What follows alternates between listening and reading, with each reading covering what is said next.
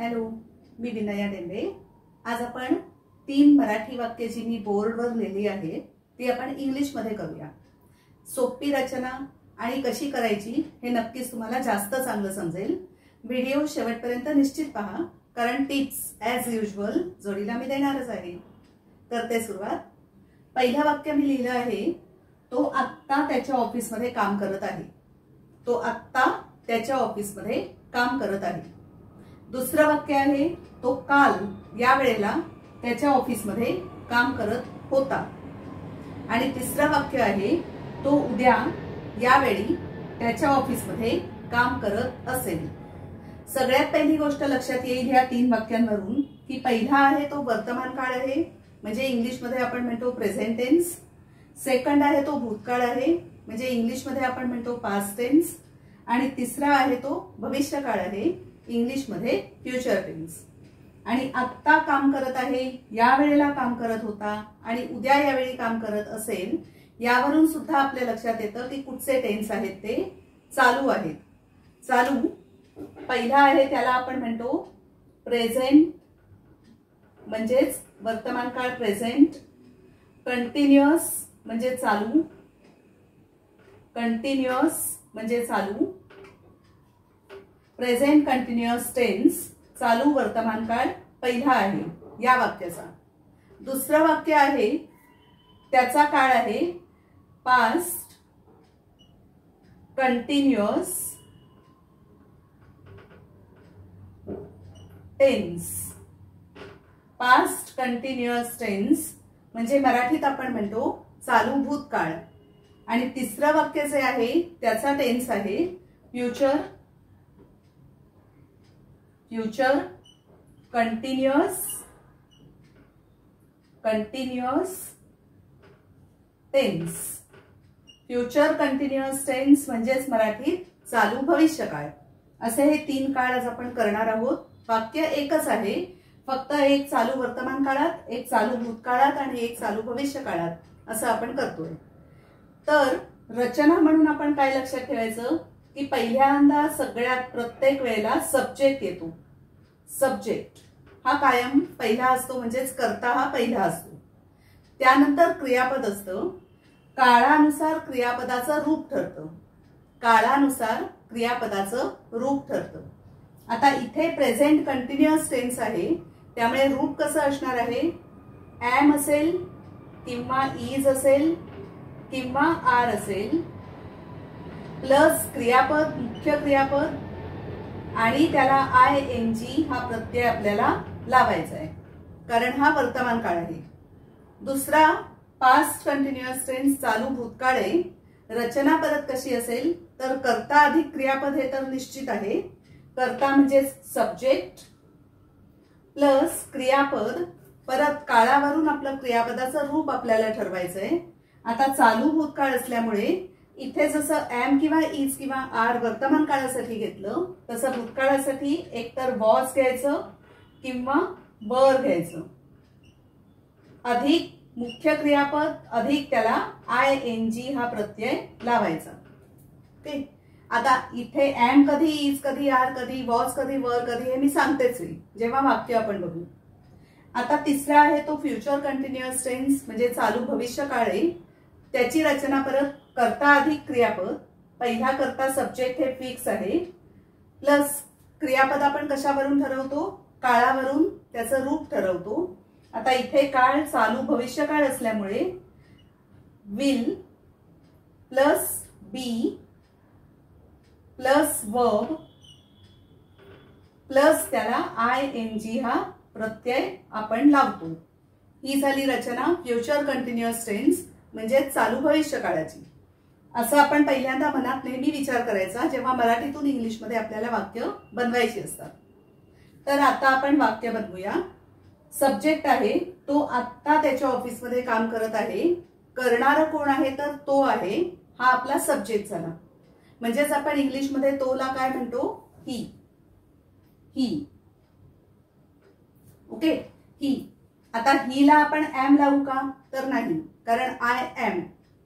हीला आपण इज लावतो, he is, she is, it is. Are कधी लावतो we are, they are, you are. आता ही असल्यामुळे ही इज. ओके. करता झाला क्रियापद आपण बनवतोय.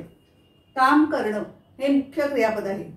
ह्या एम किंवा इज किंवा आर नंतर आपल्याला मुख्य क्रियापद काम करणं म्हणजेच वर्क. ही इज वर्क आणि त्या वर्कला आपण ING हा प्रत्यय लावायचा आहे रचनेनुसार. He is working. करता क्रियापद मेन आपलं बनवून झालं. पुढे बाकीचे शब्द त्यात ऍड करायचे त्या वाक्यात. आता ही इज वर्किंग. आता त्याच्या ऑफिसमध्ये, म्हणून आपण त्याच्या ऑफिसमध्ये इन मध्ये म्हणून त्याच्या हीज. ऑफिस हा इंग्लिश शब्दच आहे.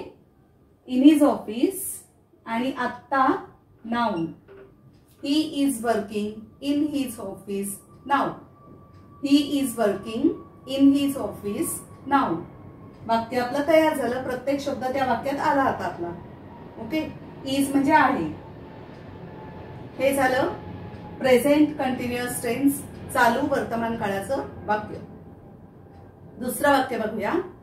तो काल या वेळेला त्याच्या ऑफिसमध्ये काम करत होता. परत पहिल्यांदा आपल्याला सब्जेक्ट म्हणजेच करता घ्यायचा आहे. तो म्हणजेच परत ही. त्यानंतर आपल्याला वॉज किंवा वर हे ठरवायचंय. आता जेव्हा एक वचनी करता असतो तेव्हा आपण वॉज घेतो. करता जेव्हा अनेक वचनी असतो तेव्हा आपण वर घेतो. एक वचन I was, he was, she was, it was. आणि अनेक वचन वी वर, दे वर, यू वर. म्हणून आता इथे ही असल्यामुळे ही वॉज. He was.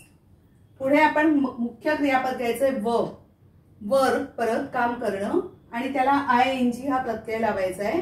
म्हणून वर्किंग होईल ते. He was working. कुठे काम करत होता? त्याच्या ऑफिसमध्ये. मध्ये इन. त्याच्या his office. He was working in his office. आता दोन शब्द अजून राहिले. एक काल राहिला आणि दुसरा या वेळेला राहिला. उलट सुलट कसंही लिहून ते चालणारच आहे. म्हणून आपण लिहूया he was working in his office या वेळेला म्हणजेच ऍट धिस टाइम.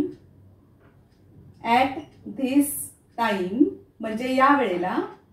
आणि काल येस्टरडे. काल म्हणजे yesterday. He was working in the office किंवा in his office at this time yesterday. सगळे शब्द घेऊन हे वाक्य आपलं इंग्लिशमध्ये करून झालं. सोपं आहे. नक्कीच तुम्हाला समजत असेल. आता असंच आपण तिसरं वाक्य बघूया जे भविष्यकाळी आहे. चालू भविष्य काळातलं. तो उद्या यावेळी त्याच्या ऑफिसमध्ये काम करत असेल. चालू भविष्यकाळ. रचना कशी करायची? सब्जेक्ट म्हणजे करता पहिला. तो म्हणजेच परत ही. विल घ्यायला हवा म्हणून ही विल. रचनेमध्ये विल नंतर बी हा शब्द येतो. क्रियापदच आहे ते. ही विल बी. नंतर आपण वर्ब म्हणजे मुख्य क्रियापद घेतो. त्याला ING लावतो. म्हणून आपण म्हणणार वर्क हे मुख्य क्रियापद. त्याला ING लावलं. ही विल बी वर्किंग.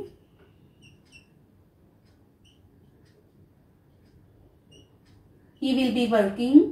आता कुठचे शब्द राहिले? उद्या आणि यावेळी. यावेळी at this time. At this time. उद्या हा शब्द घेऊया tomorrow. At this time tomorrow. आणि कुठे काम करत असेल? त्याच्या ऑफिसमध्ये. मध्ये म्हणून आपण घेणार इन. त्याच्या म्हणून हीज. आणि ऑफिस हा इंग्लिश शब्दच आहे. त्यात काही बदलायचं नाहीये. वाक्य कसं बनलं? ही will be working at this time tomorrow in his office. असं मुख्य कर्ता आणि क्रियापद एकदा आपलं परफेक्ट झालं की पुढचे शब्द जे असतात ते एकत्र म्हणजे ही करताय, विल बी वर्किंग क्रियापद हे परफेक्ट असायला हवं. त्याच्या पुढे ऍट धिस टाइम हे एकत्रच यायला हवं. ऍट वेगळा, मध्येच काहीतरी वेगळं, मध्येच धिस टाइम असं नाही जमत. At this time he phrase आहे, वाक्प्रचार आहे, तो एकत्र असायला हवा. टुमॉरो एकच शब्द आहे, तो कुठेही चालेल. सगळ्यात पहिल्यांदा जरी म्हटला तरीही चालेल. Tomorrow he will be working असंही चालेल. सगळ्यात शेवटी सुद्धा चालेल. जागा त्यांच्या इकडे तिकडे चालतीलच. आणि इन हिज ऑफिस, परत त्याच्या ऑफिसमध्ये, हे सुद्धा एकत्र. इन हिज ऑफिस एकत्र, पण कुठेही चालेल. म्हणजे आपण हे ही विल बी वर्किंग हे असंच ठेवलं आणि हे 3 वेगवेगळ्या ठिकाणी जागा चेंज करून बोललो तरीही अर्थ सेम, वाक्य बरोबर राहतं. For example, he will be working in his office tomorrow at his time, किंवा tomorrow he will be working in his office at his time. लक्षात आलंच असेल मी काय म्हणते ते. अशी 3 वाक्य जोडीला आपल्या नेहमीसारख्या टिप्स आपण पाहिल्या आहेत. निश्चितच तुम्हाला समजलं असेल सगळं काही. थँक्यू व्हेरी मच आजचा व्हिडिओ बघितल्याबद्दल आणि thanks once again. Bye bye.